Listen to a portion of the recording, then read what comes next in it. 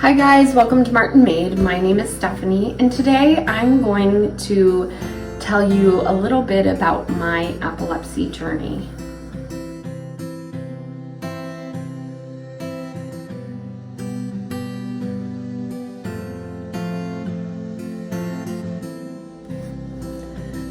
So now with my journey, I have gone through it from a young age forward. As a kid, I didn't have friends in kindergarten. I don't remember much of kindergarten because at 4 was when it showed up. Like I said previously, 4 was when I first started having them, and I ended up wetting myself, and my doctors were trying to figure out my medicine levels. I ended up on too much medicine, and I ended up really loopy and not remembering very much. And so kindergarten, my first year of school, was horrible. So I remember in kindergarten one time sitting looking at the teacher, and next thing I remember, I was turned looking at a student in the class, and she was giggling. And then I glanced down and noticed that I had wet myself, and she was giggling at that. I didn't have very many friends because I was so loopy, and I don't remember a lot of that. So little kids do that, they see something and they laugh at it. They're so innocent in that. And so, but that was just a memory I have from being little. So it is important to try to keep an eye on things like that for your children. But that was to start off my epilepsy journey. Once I got into a spot where I had my levels adjusted, everything went well. I did have to repeat kindergarten again because things just were crazy and all over the place. But I got through kindergarten and started on through the rest of school. And as we were getting into, I was maybe 8 years old, somewhere around there, my mom had been told by the doctor that I wasn't having any seizures, but yet my dose was so low I should be having them. So she asked if we could come off of the medicine. I came off the medicine. I was doing great. When I hit puberty is when I started having the tonic-clonic seizures, grandma, and that was a scary time. The very first one was very scary because I'd never had that before. I didn't have the experience of that. I did have the experience in my grandmother having them. She had them, and so I had seen them before, but I didn't know what it felt like to have them, which is a scary experience at first. And so whenever I woke up, I'm so confused, and my tongue, it's numb usually when you the first maybe day or till the evening, like depends on when you have it, but usually my tongue will be so numb from biting it and chewing on my tongue that I will end up, the numbness will kind of go away, kind of like you've been at the dentist and the numbness slowly goes away, and then you start feeling, okay, now I feel it. That's what it feels like at first, and then your tongue is raw and open wounds inside your mouth. And so that was my first experience with that. So that was scary. But we found that I wasn't having them all the time. It wasn't like I was having one and another and another and another. So I could go for 3 years without having them. And so we were like, that's odd. And I never went back on medicine. I didn't get my license until I got married, and it had been years since I had had a seizure. A few years since I had had a seizure. So I was able to get my license, and it wasn't until I was in my mid to late 20s that I actually ended up having one seizure and then a second seizure right away. And so my parents actually happened to be up visiting exactly at that time, and I had one seizure, then I had another one right away. So they called and we were able to get me to the hospital. Got to the hospital and I ended up with a neurologist. finally. I didn't have a neurologist here where I live, and so I just have my family doctor. So throughout this time, we had been going through like fertility treatments. That's a whole nother story. I won't go into all of that, but I got put onto some medicine for my seizures, and it seemed to take care of it. And so I was not able to drive for 6 months, and then I was back to driving. And then after I got through that period of time, I was seizure free for a long while. And then when I got pregnant with my son, he was born in 2016, so this would have been it would have been 2016 because I was 7 months pregnant with him, and he was born in May. So in 2016, I had a seizure while I was pregnant with him, and they checked him out. Everything was okay with him, but the reason I had the seizure was because my blood volume had increased so much, and my medicine level hadn't. So basically, my medicine level had been even enough to keep me from having the seizures. There was enough in my blood to keep me from having seizures. But when my volume of blood increased with pregnancy, my medicine was still down here. So I had more blood going through, and it basically was like diluted. The medicine was diluted in my system. And so I needed to increase my meds to get it to the same level. I'm trying to explain it in a term where you might understand, but they told me that, and they upped my medicine, and I was good to go. They weren't going to take my license from me or anything because of the fact that there was a purpose for it. There was a reason behind it. So sure enough, I had my son, everything was good. I was good to go for a long time. We went through fertility treatments with my daughter again. Very stressful time. Those who've had fertility treatments, it's not an easy go. It's a long process. And so went through that with my daughter as well. And so we get going through that, and next thing we know, it's getting close to about the 7-month mark after I've been pregnant with my daughter. And I hit about 7 months, and I went to my doctor and I told him I'm getting close to 7 months, and when I was pregnant with my son, the volume of blood increased in my body enough to where my medicine levels were not good.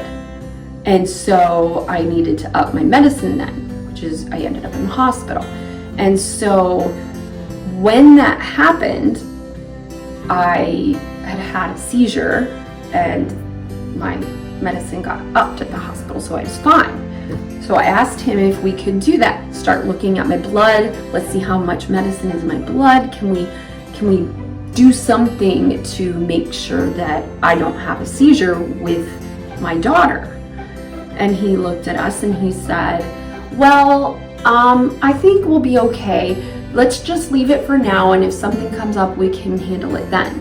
So in my mind, I was hearing, okay, so we're gonna leave this and let you have a seizure while you're pregnant, possibly hurting the baby, possibly hurting you, and just wait till then to change anything. Well, I was not very happy. I was very upset. 2 weeks later, I had a seizure while I was pregnant with her. I was so mad. And that got me to the point where, you know what, I'm done with this. So we got a new neurologist, and we went to my family doctor. He referred me to somebody who, I have to drive a distance, but I'm fine with that. I'd much rather be alive and my children be alive than me have a seizure and they get hurt or I get hurt. And so my neurologist that I have now is amazing. Like, I can't even go on and on about her enough. She answers emails like same day. She will, like, you can text her whenever you need her. Like she is amazing. And she took on my case, and she's like, it was like solving a puzzle. This puzzle was out in front of me, and these pieces were not fitting and they just were not going together like they were supposed to. And here I have a young woman who has kids and who needs help, and those pieces are not coming together. And so I went on for that next few months of my pregnancy doing just fine until after I had my baby.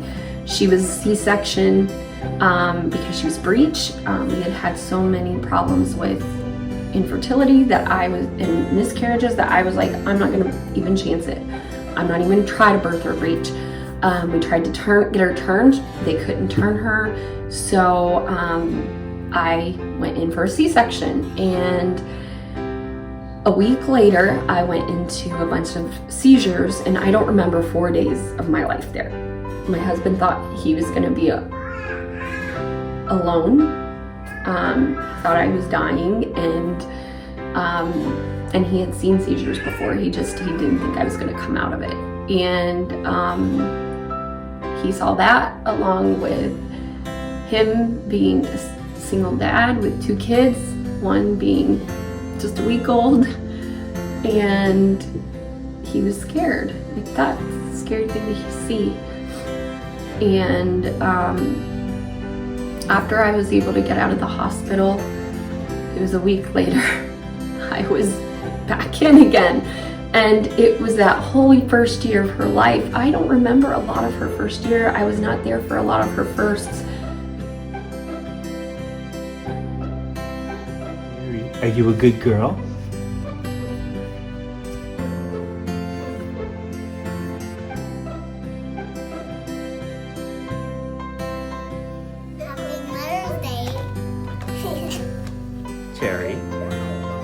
Cherry, do you want to say something?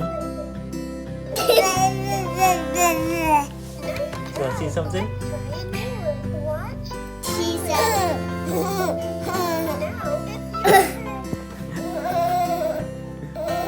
Pretty sure that's Happy Mother's Day.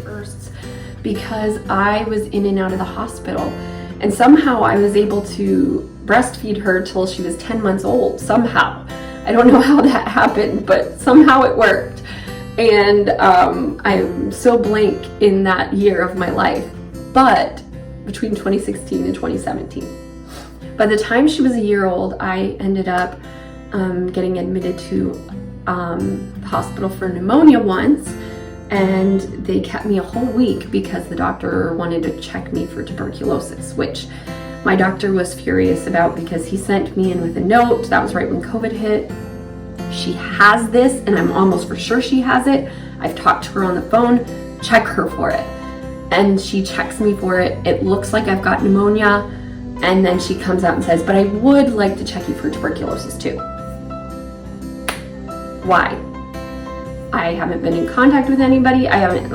There's no reason I would have tuberculosis, but she decided she wanted to keep me. She wanted to test me, and the testing takes a while for tuberculosis. So I ended up in a hospital for a whole week for that. Then 2 days after I get out of the hospital, I end up in Toronto in the hospital for 2 weeks. EEGs every day, blood work every day, medicine being changed all the time. It was 2 weeks straight of constant medicine changes.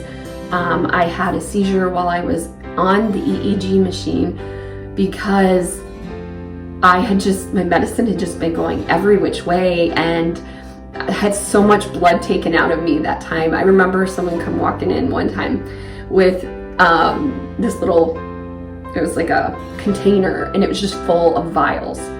And I kind of glanced down at it like, you're gonna fill all of those up? And so sure enough, they took and they shoved them in, and they filled every single vial in that bowl. And I don't even know how many they had, but every single vial in that bowl got filled with blood because they were trying to find something that was wrong. And so they came down to the bottom line of what seizures did I have, the kind I had, the medicine that I needed, and they got me to that point, and they were able to let me out of the hospital after that point. But I still had seizures. I was still having them throughout that whole next year. And it was just finding that balance of where does the medicine need to be after that. until I had my last seizure on January the 28th or 29th, I believe, and of 2021. And that was my last seizure. And so I went every day. It was a constant praying to the Lord, please let there be no more seizures, no more seizures. Lord, help this to be the right dose. Help this to be the right dose for me. And until finally I got to the year mark, and it's like, I can get my license back. And talked to my doctor, and I was able to get my license back actually just last month. And I was so excited. This was something I had been wanting. I had been without my license for 3 years and almost 3 months. It was 2 months and 28 days. And so I did have to go through the whole process again, only I didn't have to wait. If you know anything about the driving stuff up here, you get your G1, G2, and then your G.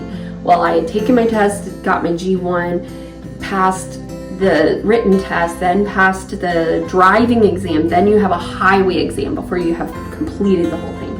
Usually there's waiting times in between each, but because I had my full G before, I didn't have to have that waiting time in between. And so I still had to do all of those tests again, but I passed all of them, and I was able to get my license back fairly quickly. So I am back to driving again, and I'm excited, but you know what? I'm more excited that I was able to see God's hand through all of that. The Lord has really shown himself to be there for me, and I have struggled through depression, I've struggled through anxiety, I've struggled through so many things during this time. The fear, just the constant fear of, will this be a moment that I'm going to have a seizure? Am I too stressed? Have I not eaten enough good stuff for me? Have I not done this or that? Or am I losing too much weight? Or am I too heavy? Or, just it is a constant battle in my mind of many things. And so this is my story. I hope that you can see this and you can be encouraged by it. I hope that if you have epilepsy, that you will share your story with somebody. It doesn't have to be here on YouTube if you don't want it, but just meet with a friend and tell them about how you feel with your epilepsy and the struggles that come along with it. I mean, it's hard. When you have epilepsy, and especially the grand mal seizures, I have come out with so many, I have all 3 of my top teeth broke completely in half. I had to get them rebuilt because I hit them on the way down in a seizure. All of these teeth down here got pushed forward in a seizure. All of these. So I woke up to all my teeth sticking straight out here, like this, all the front ones, just straight out. And so, I mean, it's very heartbreaking to see. Woke up to a huge black eye, I'm talking this thick off my face, guys, huge black eye. I have woke up to people I didn't even know because my husband couldn't be in the hospital with me, but I didn't know any of these people that were there. And finally, when I came to, he had already had to leave, and they were taking care of me. And so I've gone through a lot there. But then every time you have a seizure and you bite your tongue, I can't eat for at least a week. And so I get water down, and I get little bits of small amounts of food, but getting it past those sores in my mouth, it hurts. And these are things I remember sitting on a bus in college, just bawling and bawling. And I was crying as I got onto the bus. I was the only one that got onto the bus. And a dear friend of mine was driving the bus. It was one of the teachers, and he was getting ready to pull out, and he just put the bus in park, And he stopped and he turned around and he said, Stephanie, what's going on? I need to pray with you. And I was like, I can't eat or drink. I said, I'm hurting so bad from my seizure. It hurts desperately and I can't eat and I can't drink and I'm so hungry and I'm so thirsty and I can't get it to be numb enough to eat something, and everything I've been having here at school is like too deep fried or too crunchy or too much chewing involved. And he sat and he prayed with me and he told me, he said, you know, if you need any food, just let me know. I'll go get it for you. And he's right there with me. He was a kind man. And he prayed with me, and then he took me on the bus to where I needed to go. And so it's something that's not easy to get through, and it's not easy to live with. And so if you know somebody that is going through that right now, go encourage them, send them some flowers, give them a card, tell them you're thinking of them, pray for them, whatever it might be. I hope you enjoyed this video and enjoyed hearing about my journey through epilepsy. This is just a small bit. I could go on and on and on, and I'm trying to keep this video short. But this is my journey through epilepsy. I hope that you had a good time here listening, and I hope that you will share this video with others who are going through some hard times, that they know they're not alone in what they're going through. So I will talk to you in the next video. Bye.